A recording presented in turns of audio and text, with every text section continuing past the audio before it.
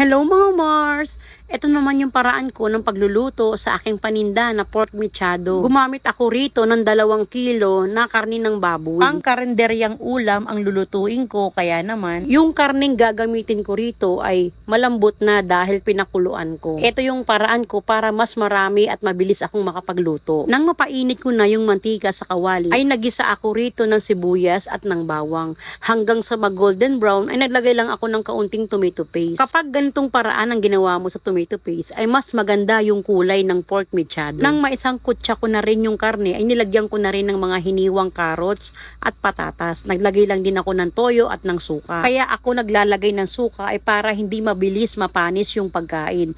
Lalo na yung ganito na masarsa. Nang mag-half cook na yung gulay, ay nilagay ko na rin yung mga hiniwang red bell pepper at yung kaunting sabaw na pinagkuluan ng karne. Nag-add din ako rito ng kaunting tubig na pantay lamang sa karne. Naglagay na din ako ng tomato sauce, pampalasang asin at powdered seasoning at ng paminta. Hahaluin ko lang ito at tatakpan hanggang sa maluto yung pinakagulay dito sa pork mechado. At pagkatapos ng ilang minuto ay malambot na yung gulay, kaya luto na rito itong aking paninda na pork mechado.